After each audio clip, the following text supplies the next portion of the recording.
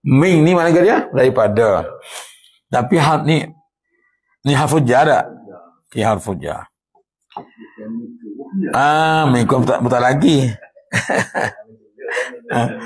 Min harful jar ni dia ada satu lagi kita kena ngaji panggil ma'ani hurufil jar.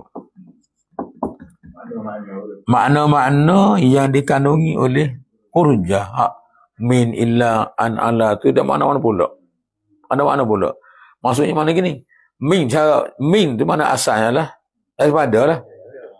Tapi dia juga makna memberi keterangan. Contoh sin ini memberi keterangan ni. Keterangan ni maksud al-bayan.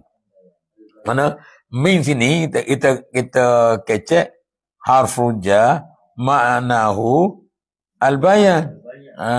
Gitu dia. Boleh bayar? Boleh bayar tak? Min tu harfu jar. Tapi makna di sini untuk keterangan, beri keterangan. Keterangan apa gini maksudnya? Dengar sini. Fama lahu min quwwah. Fama lahu, maka tidak ada baginya, tak ada gapo. Nak ayat ni. Bayan nak bayar ni. Pertamalah quwwah.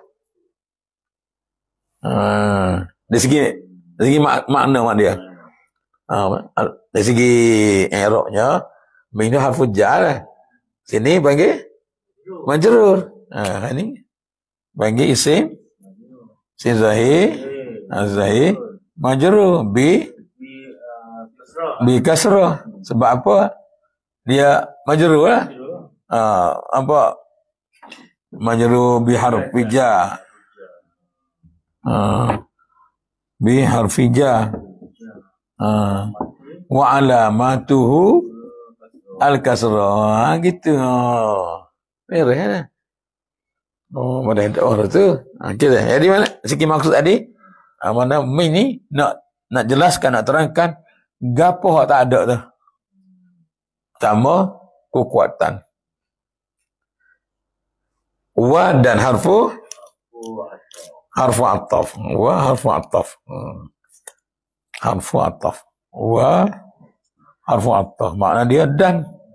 Makna dan ni balik pada hak ni lah. Pada ni.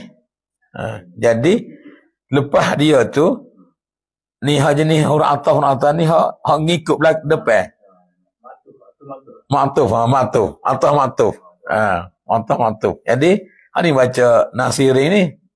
Buat ikut tu. Tu. Okay, la pun harfu apa nak